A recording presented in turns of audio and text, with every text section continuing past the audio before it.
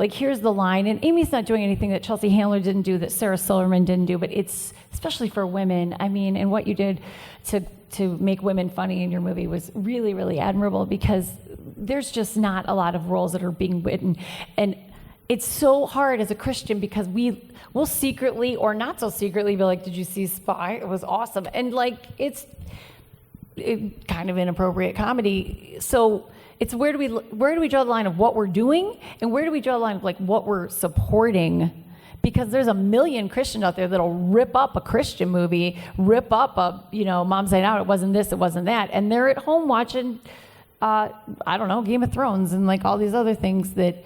Which is hilarious. Which is so funny. I was trying to think of a comedy that's like inappropriate, but like look at SNL today and look at SNL even 6-7 years ago, and the line is just like, I don't know how much further there will always be room for it to be pushed further, but I don't personally, I don't like where it's going. Okay. Anybody else? Yeah, I would agree with that, and I think a great example is Spy, because it was really funny. There was a lot of really funny stuff in there. But if you're talking to a Christian, and of course there was this, and this. I wish they had that. It wasn't needed. It was funny enough without it. But it feels like Hollywood's really gotten into the mentality that it's got to be that hard R, not even just an R anymore. Like Bridesmaids. Yeah, exactly. And some hilarious stuff, some highly inappropriate stuff, and it would have been fine without it. Probably would have been better.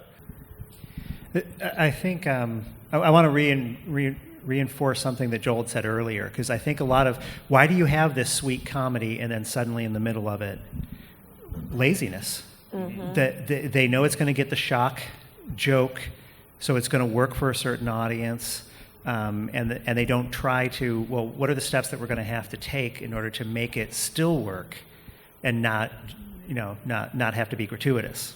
What is the audience being trained to like? Like if you keep feeding. Yeah, well, I mean, there's an automatic, if you see something rated G, you go, oh, that's a kid's movie. That's not for me. I mean, that's an automatic assumption. And this isn't a comedy, but one of my all-time favorite movies is The Straight Story, which was rated G, and who directed Lynch? David Lynch. David Lynch was the director of it, which you wouldn't associate with that. But it's a great little story. It's such a good movie. It was rated G, and I remember when it came out, people didn't go to it. And this was years ago. People didn't go because it was rated G. It's like, how good can a rated G movie? And it's a real shame that that's become the mentality. But I'm guilty of it. I think it. Yeah. Years ago when I was doing improv, we had our group, and we did really clean shows, but they were really, really funny. And I would love to see more movies that are able to do that. It's like, be really crazy funny, but you don't have to go to these other areas.